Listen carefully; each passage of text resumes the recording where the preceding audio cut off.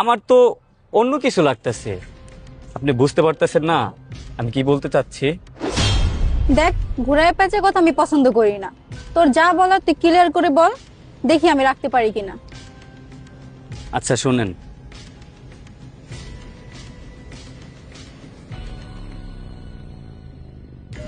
Shut up, mind your language. তুই কি বলতেছস? এগুলা কি বুঝেছি না বলতেছস? কি হলো? ও এমন কি কথা বললো কানে কানে, তুমি রাইগা গেলা? ও কি বলছে জানো? ও যেটা বলছে এটা শুনলে তুমিও রাইগা যাবা। কি এমন বলছে বলো তো আমারে।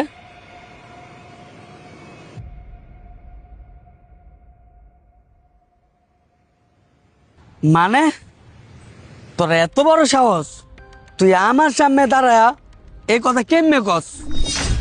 দেখেন সাহেব, এই জায়গায় রাগ হওয়ার কিছু নাইকা। ম্যাডাম আর আপনি মিললে আমার যে সত্য দিছেন, আমি শুধু আমার সত্যটা তুলে ধরছি। এখন মানেন আর না মানেন সেটা আপনাদের দুইজনের ব্যক্তিগত ব্যাপার।